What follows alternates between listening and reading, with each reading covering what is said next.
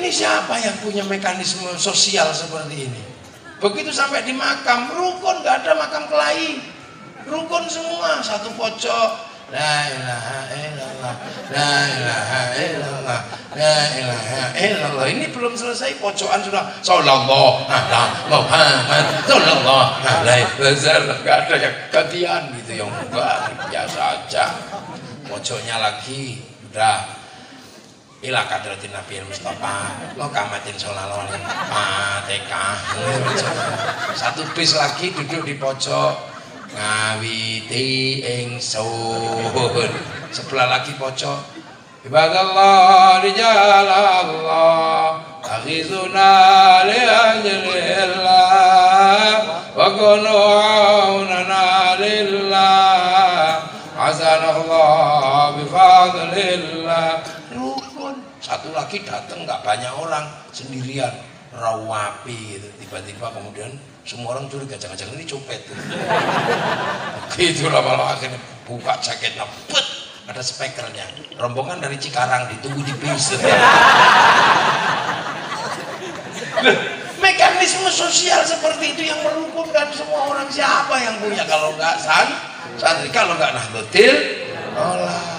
Loh, makanya Indonesia masih aman, nyaman karena masih ada mekanisme kerukunan orang yang dibangun oleh para ulama. Dan santri biasa, kiai dibagi dua, kiai sakti sama kiai kurang sakti. Kiai yang kurang sakti kayak saya ini nggak dibatasi, karena bisa dibatasi, diinterupsi. Gus bis bunyi prai, berhenti deh. Tapi kiai yang paling sakti nggak ada orang berani itu siapa? Kiai kalau sudah khutbah Jumat nggak ada yang berani itu. Sopo interupsi teh belum rawani sampai lagi. Dan yang berani kenaan situ wasma'u wa'tiu rahimakumullah. Nggak ada yang berani komplain. Faman lahu fala jum'atalah. Era terima ngantuk.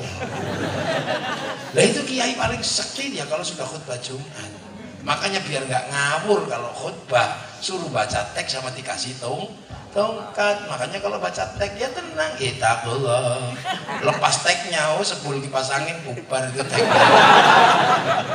Dan kalau masih ada tongkatnya nggak mungkin gini-gini, karena kalau tongkatnya gini-gini, tongkatnya jatuh. Makanya sampai lihat aja, begitu teksnya nggak ada, tongkatnya nggak ada, saudara Jokowi mesti gitu.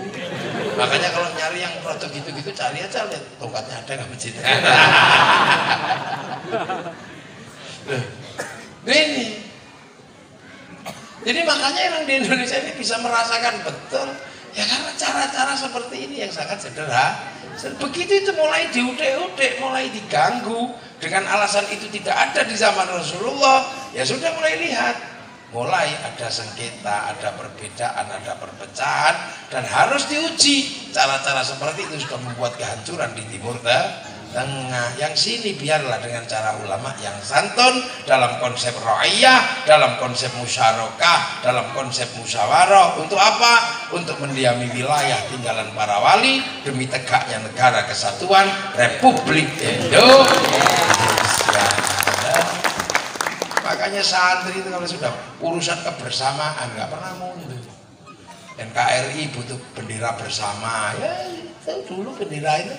Perang nggak perang. Makanya orang di Jawa dulu kalau pengen merah putih itu dulu minta nyawa banyak itu merah putih itu. Sekarang nggak minta nyawa. Dulu minta nyawa di Jawa kalau ngibarkan merah putih tembak. Makanya orang Jawa kalau ngibarkan merah putih dalam rumah. Nah Belandanya biar masih curiga tiangnya dikasih tebu, masih curiga tiangnya dikasih padi, masih curiga dikasih kelapa, masih curiga dikasih pisang, masih curiga bahwa tumpeng sama ingkung. Akhirnya cuma mau makan tuh orang ini. Begitu nasinya habis, ayamnya habis, padi mengering, tebu mengering, kelapa rontok, pisang rontok, yang tersisa tinggal merah putih di dada kami anak Indonesia. Loh itu caranya dulu. Orang Jawa Timur ya gak kurang galak, begitu ada merah putih biru ya langsung birunya disobek gitu aja. Wah, akhirnya Belanda membombardir Surabaya sampai akhirnya korban berjatuhan. Kiai Hasyim Asy'ari mengambil sikap perang melawan Belanda dan sekutu adalah kewajiban jihad tertuang dalam resolusi jihad tanggal 22 Oktober. Meledak 10 November, maka 10 November hari pahlawan, 22 Oktober hari santri. Merah putih minta nyawa dan darah. Sekarang sudah nggak minta itu, mintanya cuma hormat bendera gitu aja ribut. Ada yang bilang bid'ah, ada yang bilang musyrik. Ini mesti zaman perang nenek moyangnya mata-mata Belanda.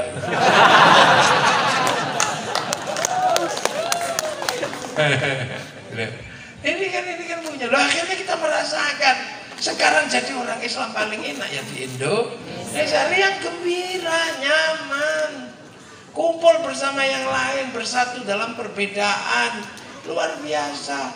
Toh Rasulullah juga pernah mengajarkan seperti itu, dicontohkan di masyarakat Madinah. Kalau ada dalilnya, Rasulullah pernah menyatakan mayuritillahu bi khairan yufaqihu fiddin. Siapa yang dikehendaki menjadi baik oleh Allah, dikasih ngerti dalam urusan agama. Nah, khairan di situ nakiro. Khairan itu kalau nakiro maknanya khairun kamilan, kebaikan yang sempurna. Lah manusia gak akan pernah baik secara sempurna. Itu kan yang baik sempurna itu hanya Allah. Manusia kalau baik bareng-bareng. Contoh pengajian ini baik apa enggak? Yang paling baik siapa?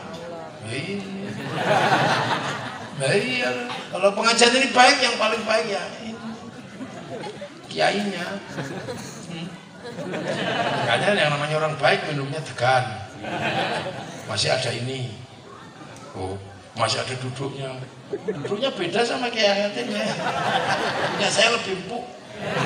Ada rotinya gini. Dengan orang baik, kasih mic.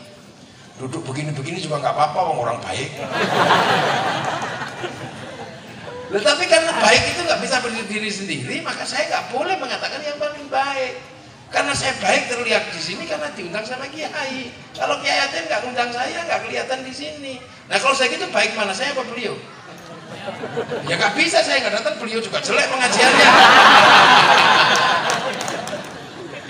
Aco ini nanti kalau udah terusin. Nah kalau sampai ikut-ikutan yang baik kami Kiai, loh kami kenapa? Loh karena kami mau datang. Kalau kami nggak datang ini namanya bukan pengajian. Nah apa? Cek sound. Jadi baik itu nggak pernah berdiri sendiri, dia bareng-bareng. Makanya bolak-balik para sepuh dulu menyatakan bahwa makan aja doanya Allahumma barik. Nah, kenapa bukan barikli? Karena makan itu banyak orang yang terlibat. Ayo, makanya masuk surga itu bareng-bareng. Makanya orang ngaji juga sama. Kiai ngajar sholat. Sholat itu nutup aurat. Tutup aurat itu adalah kain.